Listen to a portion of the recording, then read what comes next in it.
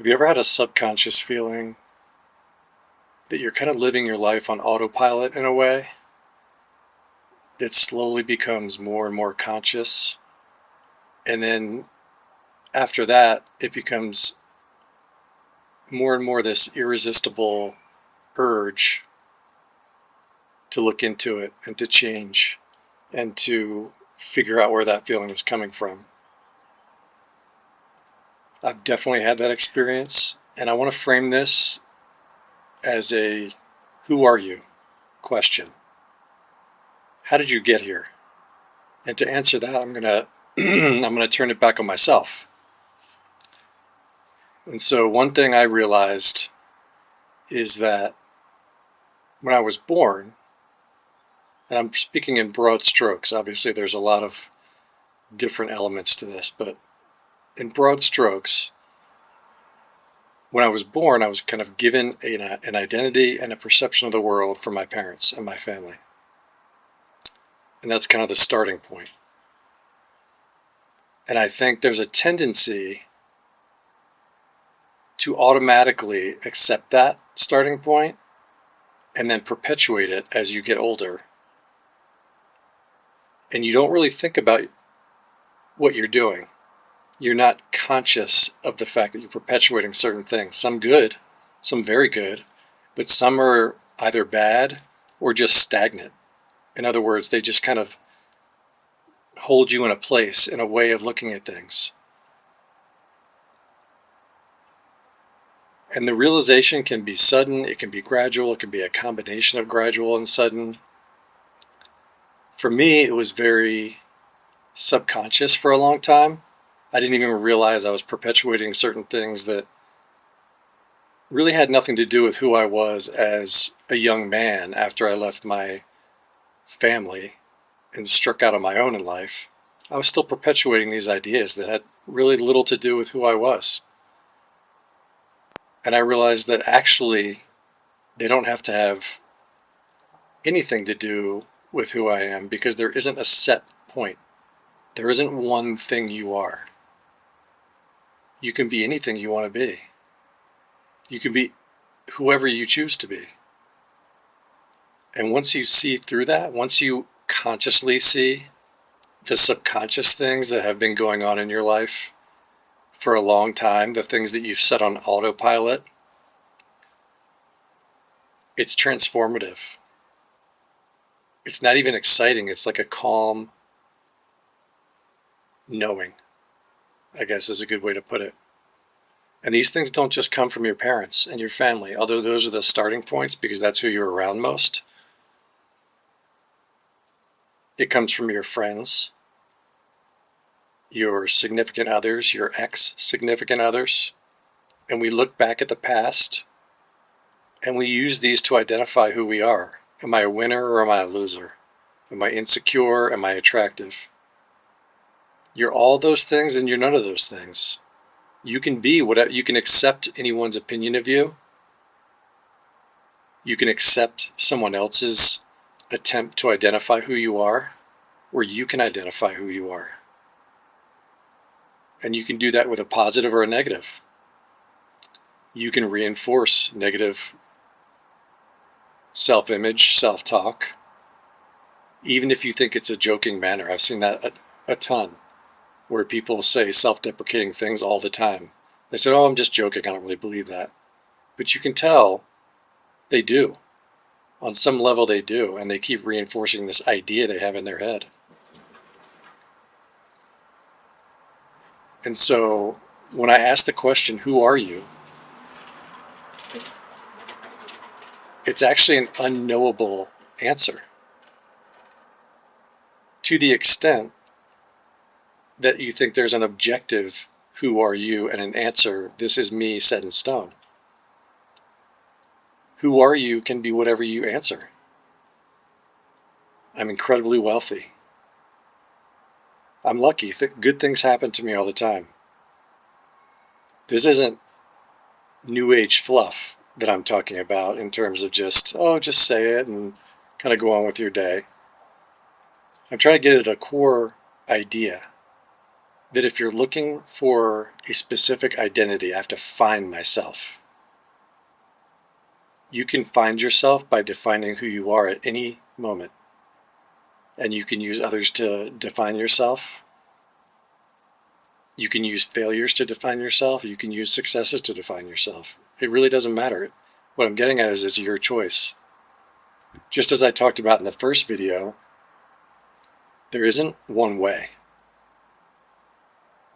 There is not one way to manifest and create your life and create a self-identity that you want. The only way is the way you believe. So if you're looking for a certain way that's objectively true, it only is what you believe in. If you don't believe, if you go to church every Sunday, but you're going through the motions and you don't really believe it, nothing is really going to happen. It's not because church has no power, it's because you are not giving it the power to do what you want it to. So you have to figure out what things resonate with you, what things feel natural, and then go with that. Go with that wholeheartedly. That's one of the biggest things that I noticed about myself is stop looking at different paths. What feels natural and what can you really do without setting an alarm clock to do it, without someone urging you to do it? What is that thing? And if we're talking about manifesting, what is the way that feels right to you? Again, I'm not here to give you the way. I'm almost saying there's no way, and that's the way, because it's whatever you believe. But you also have to be a little bit careful there, because the mind will play tricks on you, and then having no way will become a secret way. And then you can wonder, wait, I've let go. I've given up all these ways. Why isn't anything working? Well, it's because you don't really believe in no way or letting go. It's become a new thing to try without really, really believing in it. So if you've watched 1,000 manifestation videos, self-improvement, spiritual videos,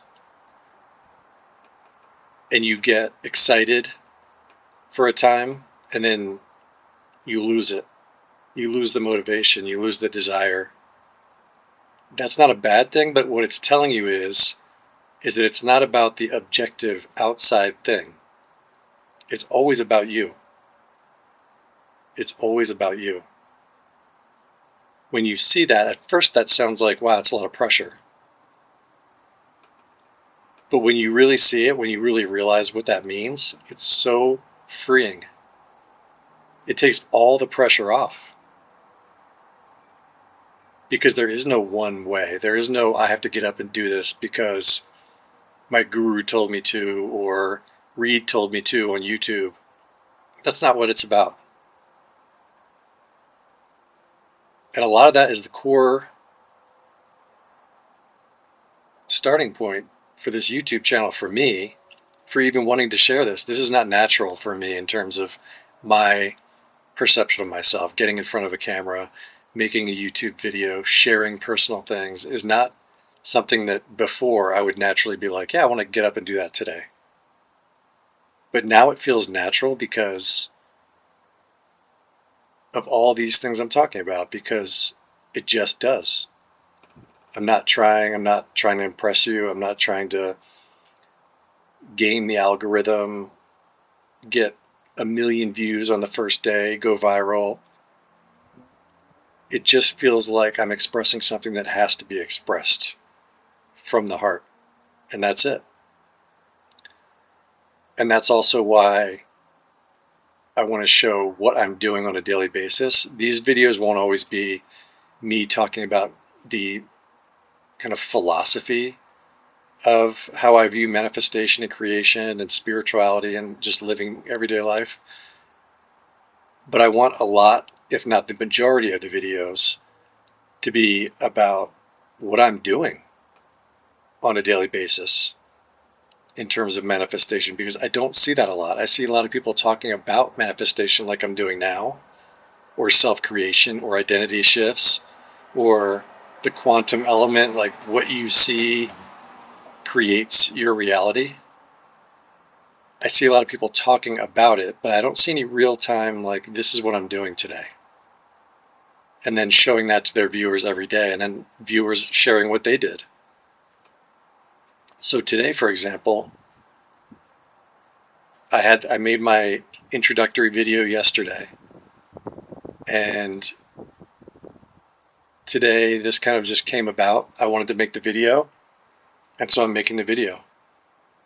I've done a little bit of things with, I'm a data analyst in finance, is mostly what I do for work these days. And I did some of that today. I didn't force it. I'm not trying to force an outcome. The stock market is a really interesting thing when you combine it with spirituality and manifestation, because you're looking at stocks and making money and fear and psychology and greed.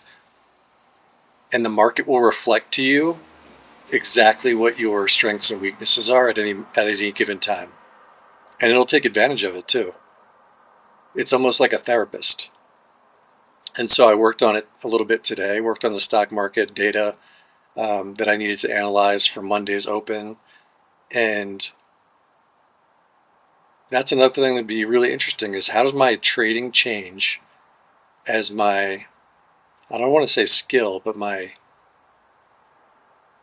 way of creating my life and manifesting things that I want become more and more conscious in my everyday life. That's another thing I want to film.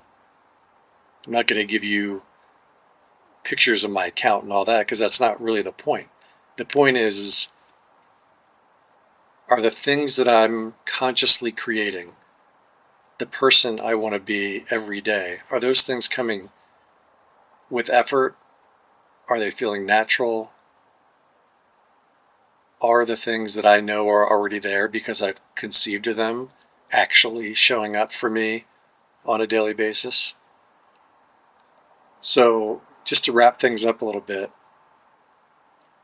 it's important to look at where you've come from, not because you have to fight it, not because you have to muscle your way into understanding your childhood, understanding what your relationship with your parents and your friends are or were, but to simply understand that you can give each memory, each identity that you've taken on, as much or as little gravity and meaning as you want to. Let's just say, for argument's sake, that you had an abusive childhood.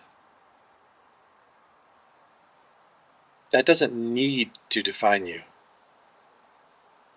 It doesn't need to. You can allow that to be forgotten.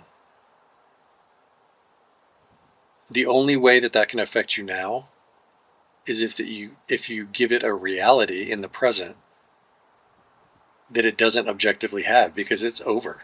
It's in the past. So I'll leave it there for now. I'm really interested to hear if anybody else has comments about whether this has happened for them or not, and how it changed your life, even if it's not related to manifestation necessarily. But did you consciously wake up one day to these unconscious feelings you had, and it changed your life? So let me know, and I will see you on the next one.